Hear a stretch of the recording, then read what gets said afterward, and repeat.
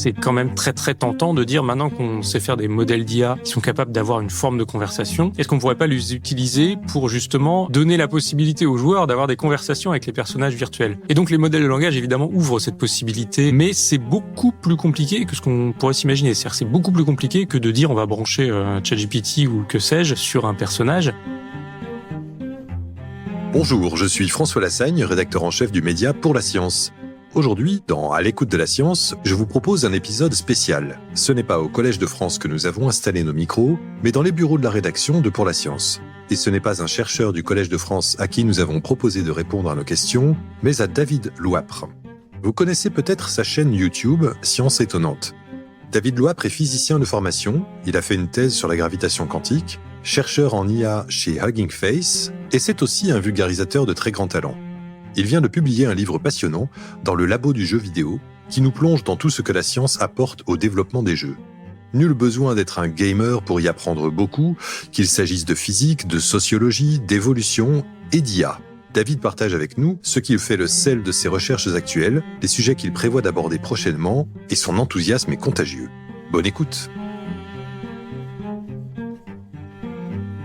David, merci d'être venu jusqu'à la rédaction de Pour la Science pour répondre à quelques questions. Merci de m'accueillir. Ce sont des questions qui sont en partie liées à la parution de ton livre que tu as consacré aux jeux vidéo, parce que on va le voir, tu t'intéresses à beaucoup de choses, mais là c'est un livre sur la science dans les jeux vidéo. On en reparlera. Dans Pour la Science, on a eu la chance, le plaisir d'accueillir quelques pages de ton livre, portant essentiellement sur la construction des paysages, des univers des jeux. On y reviendra. Et si je dis ça, c'est parce que il y a ce livre qui sort, mais le public te connaît d'abord, sans doute, comme vulgarisateur scientifique, avec ton blog Science étonnante, qui a été ouvert en 2010, et puis ta chaîne YouTube du même nom, ouverte en 2014. On va en reparler. Mais ce qu'on peut dire évidemment, c'est que tu es un passeur de science, mais tu es aussi un faiseur de science. Très formellement, on peut dire que tu es docteur en physique. Tout a commencé par une thèse en 2004 à l'ENS de Lyon. Et le sujet de cette thèse, c'était, j'ouvre les guillemets, modèle de mousse de spin pour la gravité quantique en 3 dimensions. Alors, il y a un exercice qui, depuis quelques années, est assez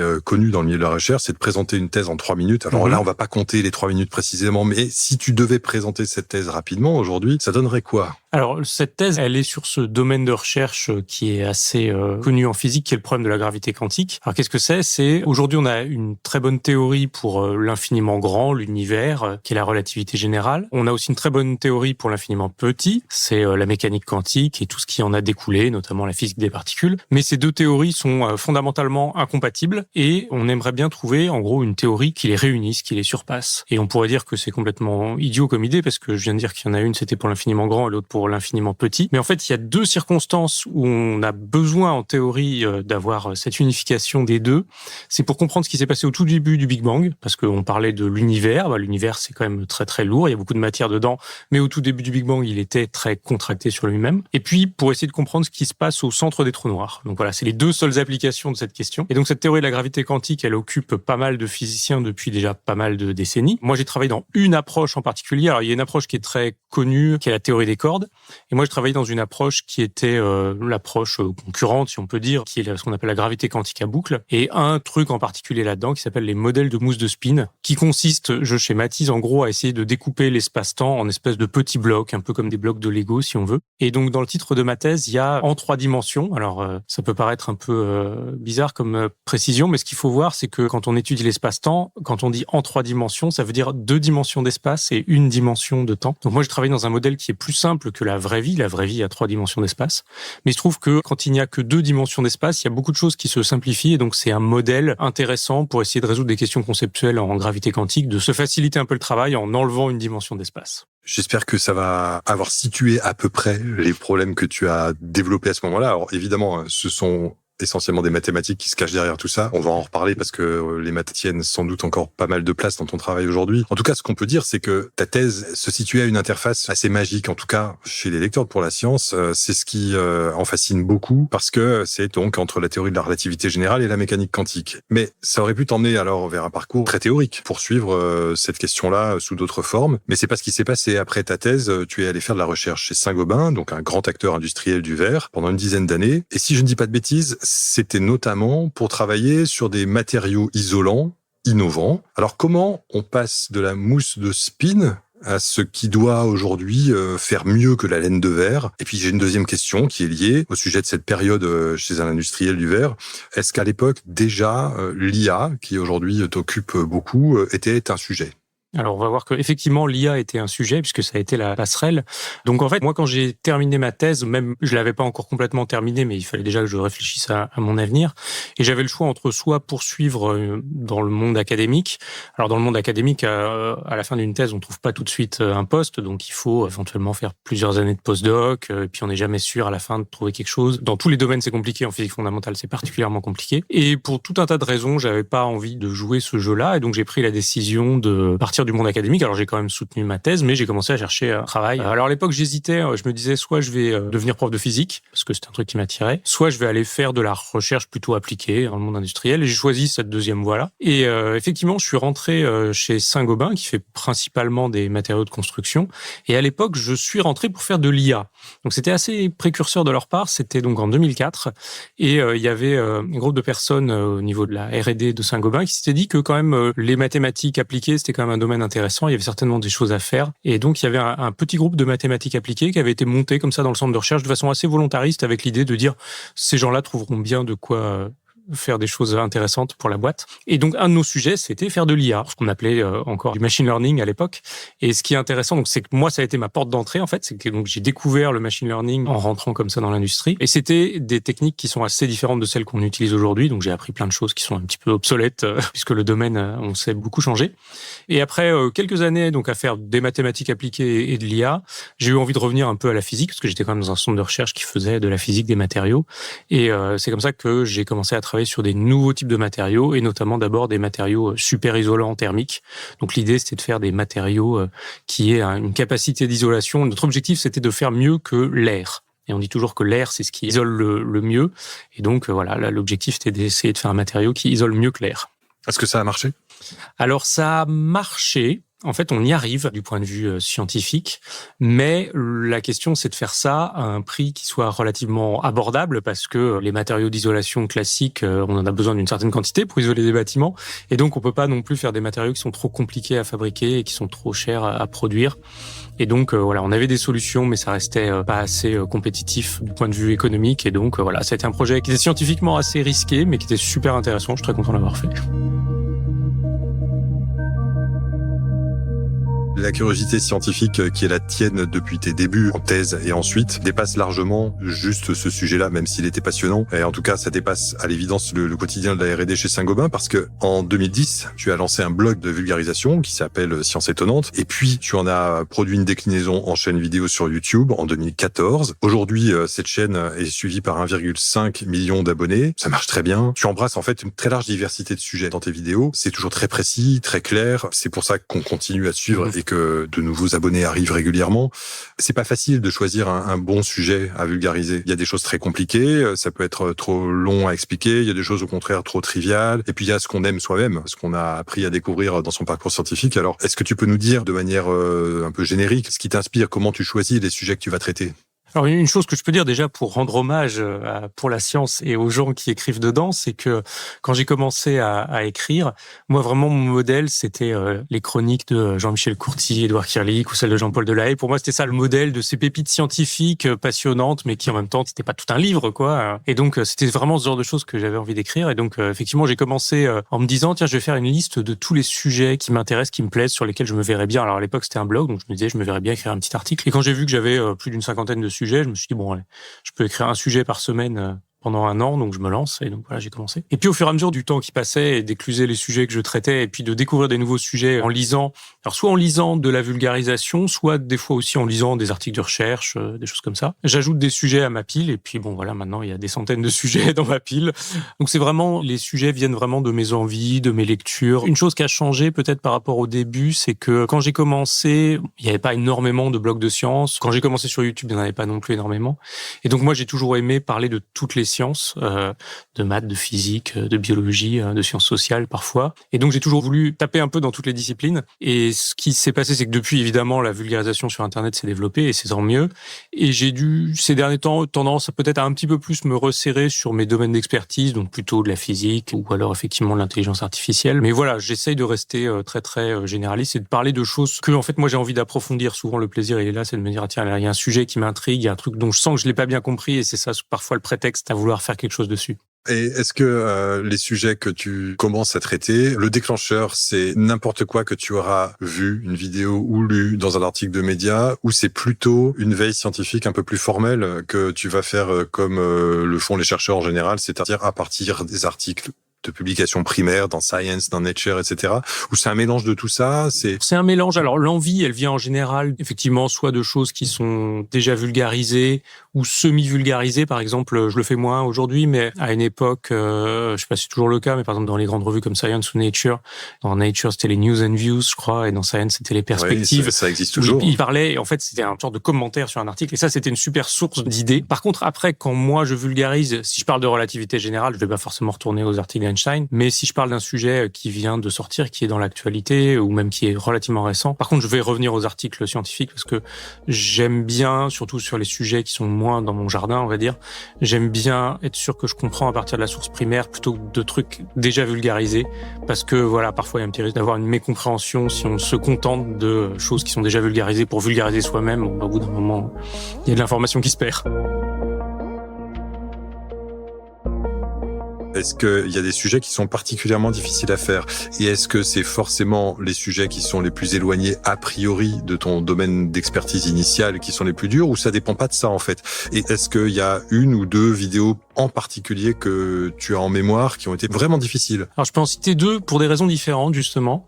Quand c'est assez éloigné de mon domaine, forcément, c'est plus compliqué. Et donc, notamment, moi, j'ai pas de formation de biologiste, par exemple, ou de médecin. Et pourtant, je traite parfois de sujets de biologie ou de médecine. J'ai fait, il y a quelques années, une vidéo sur le cancer. Et c'est un sujet passionnant parce que c'est scientifiquement extrêmement intéressant, mais très compliqué parce que, loin de mes bases.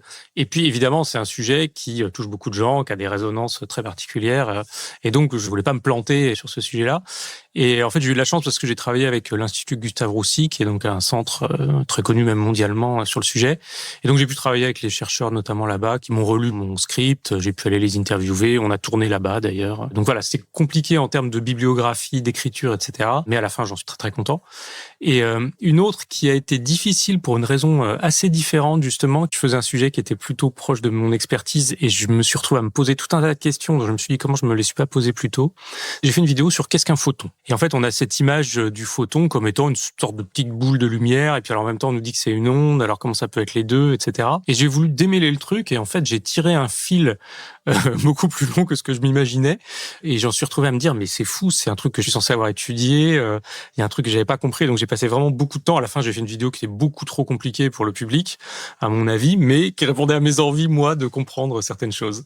Comme quoi, les questions souvent les plus simples sont les plus difficiles. Et j'imagine assez bien dans une classe, peut-être en fin de lycée ou en début de cursus à l'université, où se présentera régulièrement ce risque-là d'avoir un élève qui dit « mais au fait, ça fait un moment qu'on nous parle d'une notion comme un électron, un photon ou l'énergie, et puis en fait, quand il s'agit de répondre à ces notions fondamentales, qu'est-ce que c'est ?»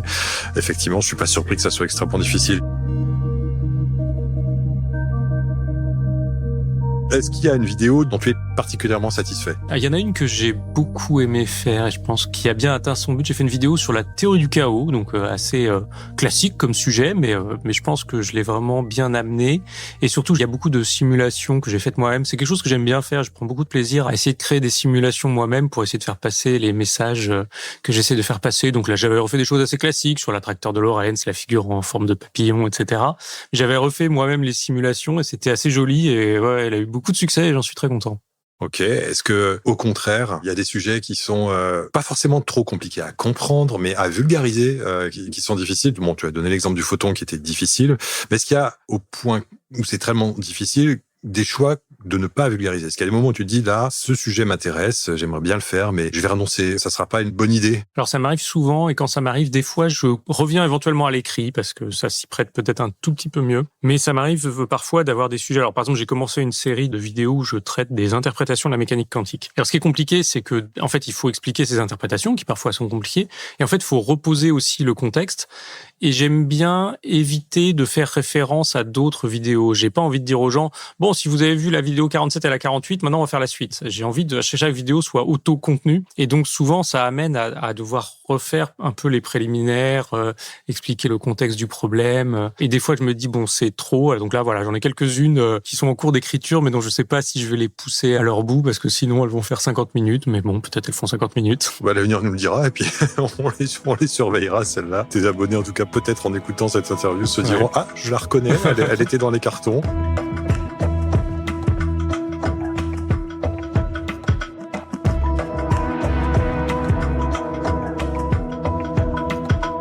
On va avancer un peu dans le temps parce que les vidéos que tu as commencé à produire, ça démarre en 2010.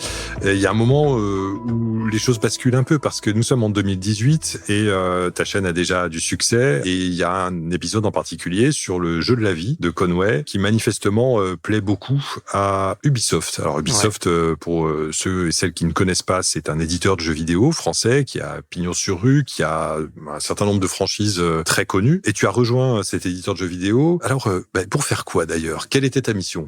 Alors en fait, la raison pour laquelle cette vidéo m'a fait remarquer, c'est qu'en fait, elle a tapé dans l'œil du directeur de la création d'Ubisoft, parce que c'est une vidéo qui parlait notamment de ce concept d'émergence en science. On voit que dans le jeu de la vie, donc c'est des règles très très simples, et puis on voit qu'il en émerge des choses complexes, surprenantes. Et cette idée d'émergence, elle faisait partie de la vision créative d'Ubisoft, de dire on va créer des jeux où il y a des sortes de briques élémentaires, et puis ce que les joueurs et joueuses vont en faire va amener quelque chose qu'on n'aura pas forcément anticipé. Dans le jeu vidéo, on parle aussi de l'émergence et c'est un sens assez voisin de ce qu'on voit en science. Et donc, en fait, voilà, j'ai été contacté par le directeur de la création. À l'époque, j'étais pas du tout jeu vidéo. Ça faisait très longtemps que j'avais arrêté de jouer.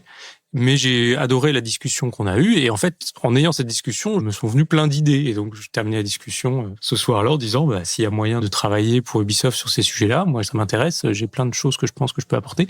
Et donc, voilà, j'ai été recruté comme directeur scientifique avec comme idée, non pas tellement sur des aspects vraiment technologiques. Il y a beaucoup de technologies de programmation, etc. Mais plutôt sur des aspects, on va dire, créatifs. Et donc, ce qu'on appelle le gameplay, c'est-à-dire quel type de règles du jeu on crée, qu'est-ce qu'on demande aux joueurs de faire, etc.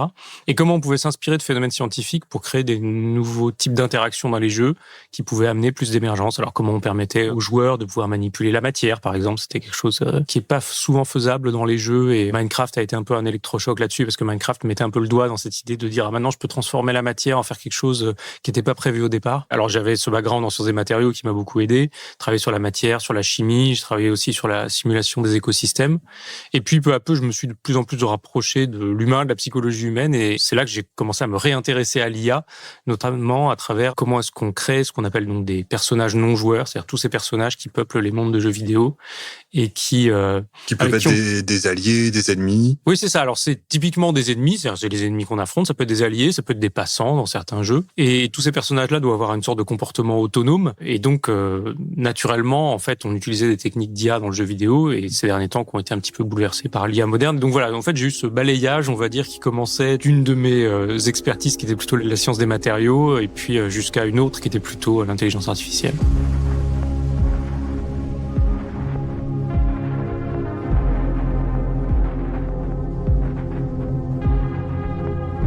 Tu viens de publier chez Albin Michel un très nourrissant livre qui s'appelle Dans le labo du jeu vidéo, et tu y abordes avec la clarté et la précision qui sont ta signature de très nombreux domaines où la science, en l'occurrence les mathématiques, la physique, la biologie, les sciences sociales, où la science contribue au développement, à l'intérêt des jeux vidéo. Comment est née l'idée de ce livre? Est-ce que justement, au fil de tes interactions, tes travaux chez Ubisoft, il y a tout un champ qui s'est constitué, ou est-ce que ça a été aussi le fruit de conversations avec d'autres professionnels à l'intérieur d'Ubisoft ou d'autres? Comment tu as eu le projet de faire ce livre?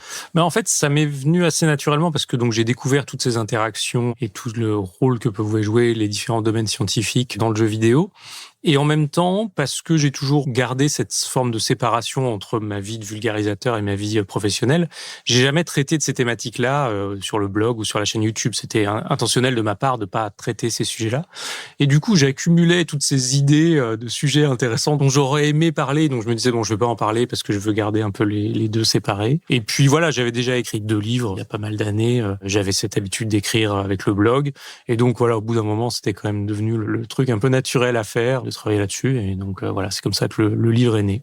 Alors, j'ose un petit pas de côté pour nos auditeurs, mais il faut dire que ce livre, même si on ne joue pas, je ne suis pas très joueur moi-même, je l'ai lu avec un immense plaisir, parce qu'on apprend énormément de choses. En fait, on apprend pas mal de choses à propos de différents domaines de la science, certes, qui s'appliquent au jeu, mais en fait, on fait de la science l'air de rien. Donc, c'est notamment pour ça qu'il est super intéressant, même si on n'est pas joueur. J'imagine que en le préparant, il y a des choses qui ont dû te sembler assez évidentes, en particulier parce que tu travaillais avec un éditeur de jeux vidéo, mais sans doute aussi, tu as dû creuser des sujets où l'apport de la science était peut-être plus inattendu. Alors, est-ce qu'il y a en particulier des domaines scientifiques qu'on s'attendrait pas à trouver dans les jeux vidéo ? Alors, il y en a notamment, parmi les plus surprenants, c'est la façon dont on peut faire, par exemple, des sciences sociales dans les jeux vidéo. Il y a eu un certain nombre d'études, par exemple, qui se basaient sur les jeux en ligne qu'on appelle massivement multijoueurs. Donc, le plus connu, c'est World of Warcraft, qui est donc ce jeu qui existe depuis déjà pas mal d'années, qui a des millions d'adeptes. Et c'est un jeu qui reproduit, d'une certaine manière, un certain nombre de structures sociales, une forme d'économie. Il y a des guildes, donc, qui sont des groupements auto-organisés de joueurs qui vont essayer de se fixer des objectifs, etc. Et donc, il y a eu des études de sciences sociales vraiment super intéressantes qui ont été faites sur World of Warcraft, sur l'économie, sur les structures de décision. Il y a même eu une étude qui a été faite sur une épidémie virtuelle qui s'est produite dans World of Warcraft à cause d'un bug que les développeurs n'arrivaient pas à maîtriser et qui a contaminé peu à peu tous les joueurs. C'était quelques années avant le Covid, c'était une sorte de répétition. Et donc voilà, ça c'est peut-être un des domaines les plus surprenants parce qu'on s'attend à trouver, oui, de la physique, de l'optique pour les graphismes, etc. Mais de voir que les jeux vidéo pouvaient être une sorte de terrain d'études virtuelles pour les sciences sociales, ça c'est peut-être quelque chose de plus surprenant. Alors, je vais revenir sur une autre dimension, celle de l'IA. Et de fait, dans la dernière vidéo de ta chaîne Science Étonnante, tu traites le sujet de l'IA dans les jeux vidéo et tu décris les différentes approches de l'IA qui permettent d'animer des personnages, de complexifier le jeu, de le rendre plus intéressant. Et tu soulignes un point clairement, tu dis... Il s'agit essentiellement d'IA symbolique, celle qu'on appelle la good old-fashioned AI, l'IA d'avant le machine learning, avant le deep learning, avant l'IA telle qu'on la connaît aujourd'hui. Autrement dit, on travaille dans le jeu vidéo avec des algorithmes d'IA qui existent depuis longtemps. N'empêche que tu laisses aussi entendre, si je t'ai bien suivi, que le machine learning, quand même, ça commence à faire son chemin dans le jeu vidéo. Est-ce que tu peux nous en dire un peu plus ? Qu'est-ce qu'elle apporte aussi, l'IA d'aujourd'hui, dans les jeux vidéo ? Oui. Alors donc effectivement, le jeu vidéo, quand on parle de l'animation des personnages, des ennemis, des alliés, des passants, etc., repose encore assez largement sur de l'IA dite symbolique, donc qui existe sous une forme ou sous une autre depuis déjà plusieurs décennies. Et le machine learning, au début, dans le jeu vidéo, on était un peu réticent pour des bonnes raisons, c'est-à-dire que le machine learning, on dit souvent c'est une boîte noire, c'est-à-dire des fois ça marche, mais on comprend pas pourquoi ça marche.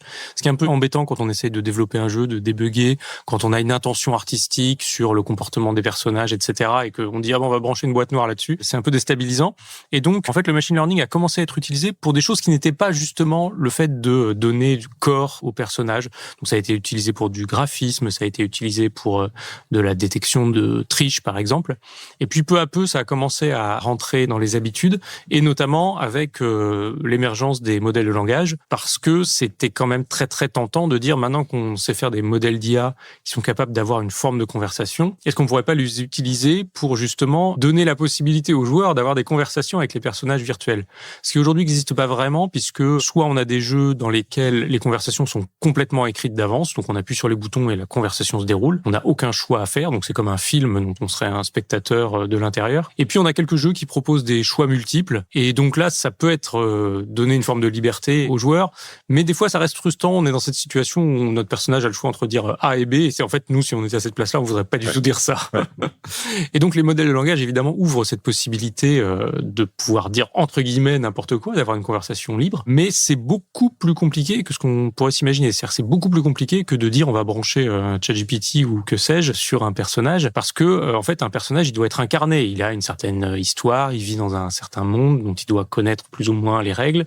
On veut que si on dit quelque chose à un personnage, ça a une conséquence sur son comportement. Si on dit à un personnage va me chercher le bout de bois qui est là-bas et que, imaginons, alors il peut refuser, mais s'il accepte, il faut qu'il le fasse vraiment. Il faut pas simplement qu'il dise oui, bien sûr, je vais aller le chercher, puis qu'il fasse rien derrière. Donc en fait, il faut créer une connexion entre l'IA modèle de langage et puis l'IA traditionnelle. Donc ça, c'est un sujet qui est assez compliqué. Il y a encore beaucoup d'éditeurs qui travaillent sur cette question, mais ça commence à amener des choses qu'on pouvait vraiment pas faire dans les jeux vidéo avant, qui est avoir vraiment cette interaction libre avec les personnages et cette émergence dont on parlait tout à l'heure. Ça donne envie de suivre ce que feront les éditeurs des jeux qu'on appelle AAA, c'est-à-dire les très grands jeux avec des grands moyens de production, parce qu'effectivement, en général, c'est très contrôlé et c'est frappant de se dire que dans un jeu, on n'a pas la liberté d'interaction qu'on a pourtant au quotidien avec des machines à disposition du grand public, donc ChatGPT, Claude, Gemini et d'autres, où pour le coup, ont été lâchés dans la nature des machines qui disent absolument ce qu'elles veulent, ou presque. Il y a des niveaux de contrôle quand même, mais dans un monde complètement ouvert. Donc les jeux sont dits monde ouvert, mais en fait pas complètement quand même. Il faut un niveau de contrôle. Alors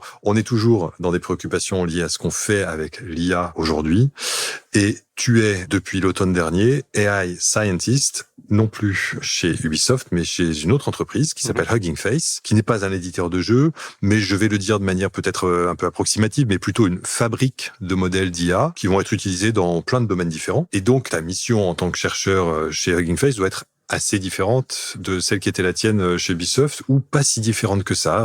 Je veux bien t'entendre nous dire ce qui t'inspire aujourd'hui et la mission qui est la tienne. Alors, elle est effectivement assez différente. Donc, Hugging Face, c'est une startup qui travaille principalement sur une plateforme pour faire des modèles open source. Donc, l'idée, c'est de dire, faisons une plateforme sur laquelle on va héberger des modèles qui seront en libre accès pour tout le monde et des modèles qu'on comprend et qu'on maîtrise un peu mieux que les grands modèles propriétaires comme ceux qu'on citait tout à l'heure, comme ChatGPT ou Claude, avec cette idée derrière que finalement les modèles d'IA doivent être une sorte de bien commun parce que ils ont été entraînés à partir de notre savoir à tous, toutes les données d'Internet, et donc il faut essayer de faire en sorte que ça puisse être le plus ouvert possible. Donc c'est un peu la transposition au modèle d'IA du mouvement open source qu'on connaît dans le logiciel. Et donc mon travail, ça consiste en fait à faire quelque chose qui est à la fois de la recherche mais aussi entre guillemets de la popularisation de ce mouvement d'IA open source.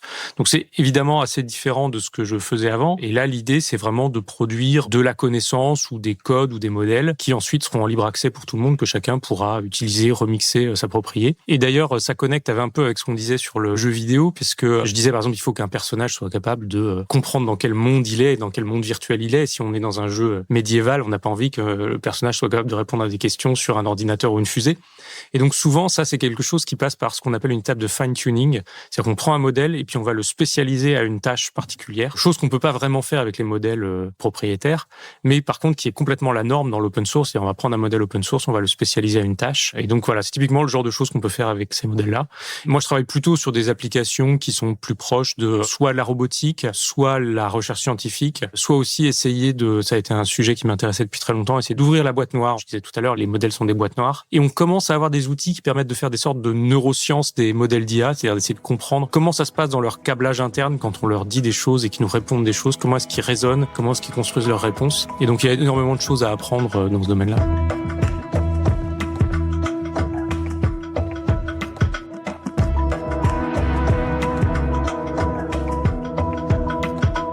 Merci David pour ce premier volet d'entretien, et si tu le veux bien, je vais te proposer 3 questions qui sont assez différentes et qu'on a l'habitude de poser dans ce podcast aux chercheurs et aux chercheuses qui viennent répondre à nos questions. Je commence avec la première question. Quelle est ton idée la plus dangereuse ? Alors, mon idée la plus dangereuse, ou en tout cas qui peut-être beaucoup de gens pourraient considérer comme dangereuse, mais auquel je crois, ça a un lien avec ce qu'on vient de dire, c'est je crois à l'utilisation de l'IA pour l'éducation. Il faut que ça soit bien fait, et c'est un sujet qui m'intéresse beaucoup, sur lequel j'ai envie de travailler, et sur lequel justement on parlait de l'idée de faire de l'open source, etc. Et je pense qu'il y a vraiment quelque chose à faire. Je pense que si c'est bien fait, ça peut être quelque chose de très très puissant. Aujourd'hui, l'IA pose plus des problèmes qu'elle ne résout en termes d'éducation, parce que les élèves vont faire leurs devoirs à la maison par des modèles d'IA, vont essayer de tricher, etc. Mais je suis persuadé qu'il y a des choses très très bonnes à faire si on s'y prend bien, et c'est vraiment un des sujets qui m'intéresse. Est-ce qu'il y a quelque chose dont tu es sûr sans pouvoir le prouver ? C'est pas la plus simple. C'est pas la plus simple. Ça me renvoie un peu à toutes ces questions de science qui m'intéressent sur la gravité quantique ou l'émergence de la vie. Peut-être, alors effectivement, ce sujet de l'émergence de la vie sur lequel j'ai eu la chance de travailler un tout petit peu, c'est assez classique, mais je pense qu'il y a de la vie ailleurs dans l'univers, peut-être sous une forme assez différente de ce qu'on appelle la vie sur Terre. C'était d'ailleurs un des sujets sur lesquels j'ai fait un peu de recherche. Et voilà, je pense qu'il y a forcément autre chose que nous dans l'univers.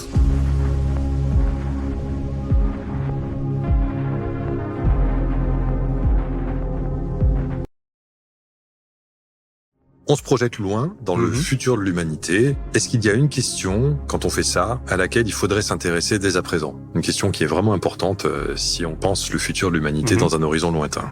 Alors, moi, je dirais à nouveau, ça nous renvoie un peu à la discussion qu'on a eue sur l'IA. Il y a cette question que les philosophes appellent le problème difficile de la conscience, qui est la question de pourquoi est-ce qu'on a une expérience intérieure, et qui est, alors, certains philosophes ont insisté sur cette différence entre ce qu'ils appelaient le problème facile et le problème difficile. Le problème facile renvoie plutôt à des questions de neurosciences, de pourquoi est-ce qu'on a un certain état d'éveil, pourquoi on a accès à nos pensées intérieures, etc. Et le problème difficile, c'est vraiment pourquoi est-ce qu'on a une expérience intérieure. Et en fait, c'est un problème qui à la fois commence à devenir pressant justement avec ces modèles d'IA qui commencent à avoir des comportements humains et dont on peut légitimement se demander est-ce qu'il faut que je le considère qu'ils ont une conscience ou est-ce qu'ils n'ont pas plus de conscience que ce micro, par exemple. Et c'est un problème qui est particulièrement difficile parce que même si je le compare par exemple au problème de la gravité quantique, on va dire, qui est vraiment un des problèmes probablement les plus difficiles en physique, le problème difficile de la conscience, je crois que personne ne sait même dire à quoi pourrait ressembler une réponse. Le problème de la gravité quantique, si on prend un chercheur en gravité quantique et qu'on lui demande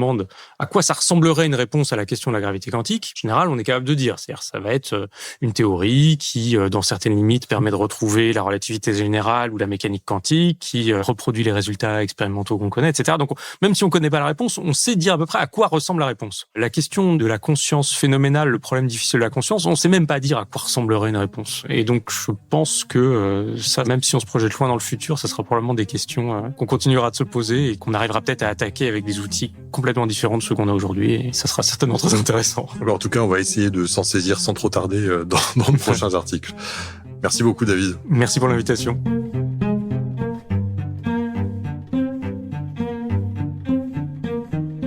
Une thèse sur les mousses de spin, des recherches en mathématiques appliquées sur les isolants thermiques, le développement de comportements autonomes chez les personnages non-joueurs dans les jeux vidéo, quelques livres de vulgarisation particulièrement recommandables, une chaîne YouTube suivie par 1,5 million d'abonnés, et désormais, des recherches visant à transposer l'approche open source venue de l'informatique classique au monde mouvant des modèles d'intelligence artificielle.